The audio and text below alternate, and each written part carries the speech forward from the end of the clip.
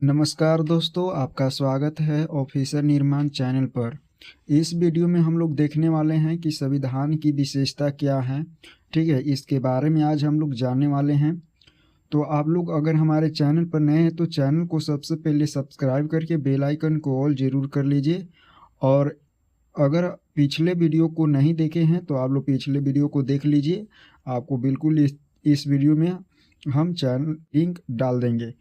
First video में हम लोग देखे थे कि संविधान सभा में हम लोग देखे थे कि संविधान किस तरह से तैयार हुआ, संविधान को निर्माण करने में कितने समितियां बनाया गया था, कौन कौन से सदस्य थे, ये सारा चीज़ हम लोग फर्स्ट वीडियो में कवर कर लिए थे। इस वीडियो में हम लोग देखेंगे कि संविधान की कौन कौन से ऐसे विशेषता है।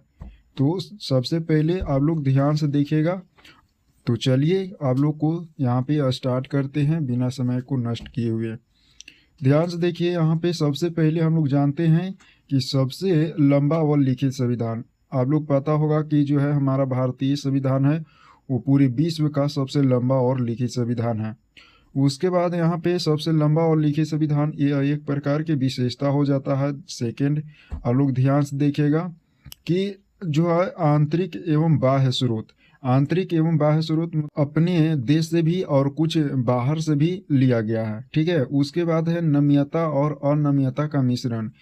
यहाँ पे भारतीय संविधान में कुछ ऐसे भी प्रावधान हैं जिसको आसानी से बदला जा सकता है और कुछ ऐसे भी प्रावधान हैं जिसको आसानी से बदला नहीं जा सकता है। तो इसलिए कहते हैं कि लचीला व कठोर संविधान भी कह सकते हैं। तो इसी को हम लोग कह देते हैं नम्यता और अनम्यता का मिश्रण।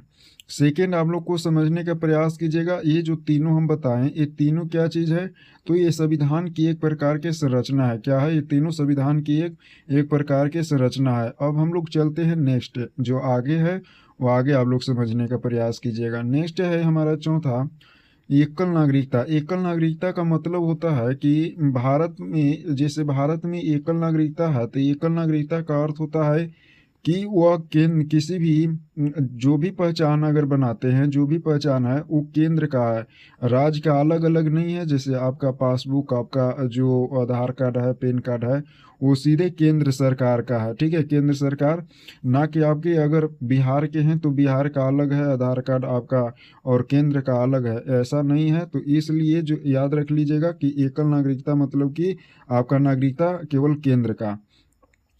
मौलिक कई ऐसे देश है जैसे अमेरिका जिसमें दुई नागरिकता है। ठीक है, एकल नागरिकता नहीं, दोहरी नागरिकता है वहाँ पे।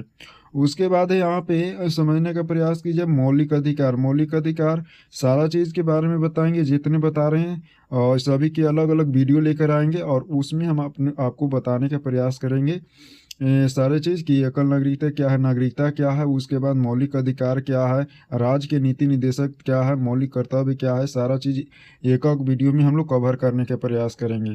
तो देखिए मौलिक अधिकार जो है इसको मैग्ना कार्टा के नाम से भी जाना जाता है, जो प्रत्येक भारतीय नागरिक को मिला है, यानी मौलिक अधिकार पहले 7 था, जो कि संपत्ति के अधिकार को हटाकर अब 6 कर दिया गया है मौलिक अधिकार।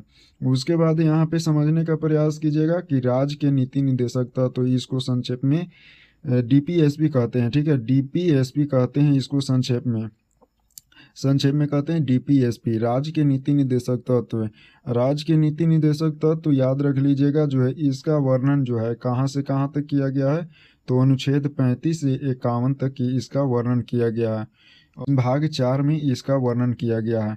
उसके बाद यहाँ पे मौलिक कर्तव्य है। मौलिक कर्तव्य याद रखिएगा, पहले मौलिक कर्तव्य नहीं था, यानी मूल संविधान में यह मौलिक कर्तव्य नहीं था, लेकिन इसको बाद में क्या कर दिया गया है, जोड़ दिया गया है मौलिक कर्तव्य।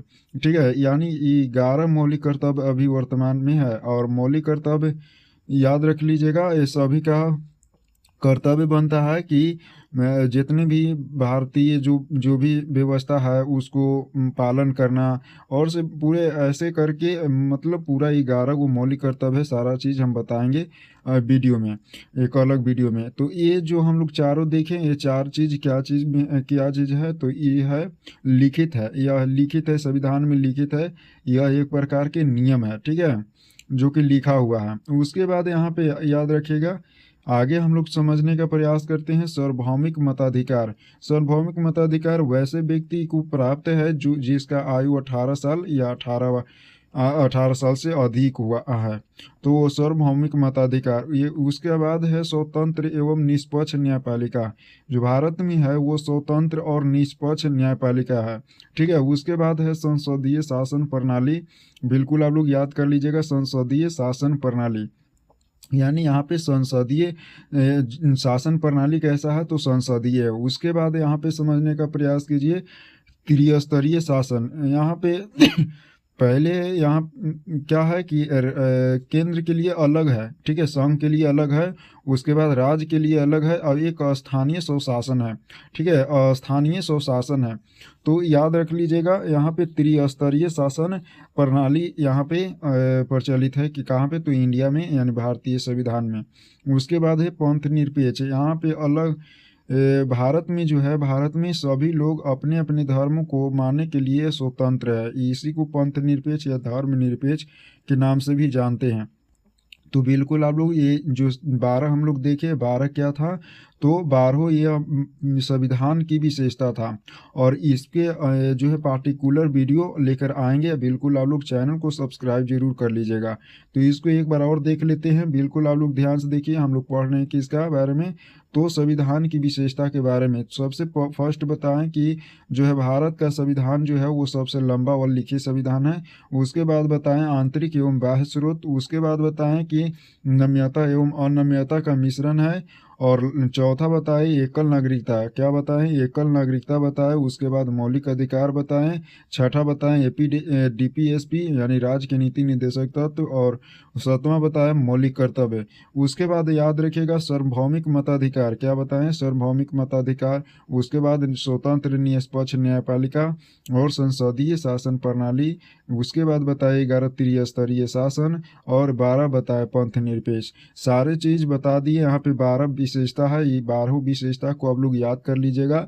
अगर किसी भी तरह से दिक्कत होता है तो आप लोग कमेंट जरूर कीजिएगा, ठीक है। सारे चीज़ के बारे में ये चीज़ तो आप लोग को याद करना है। बाकी आप लोग जितने भी नीचे देख रहे हैं इस सभी पर पार्टिकुलर रूप से वीडियो लेके आएंगे, आप लोग को बिल्कुल समझाएंगे। तो अगर आप लोग को किसी भी तरह से दिक्कत है तो बिल्कुल आप लोग कमेंट में लिख सकते हैं जो भी प्रॉब्लम है।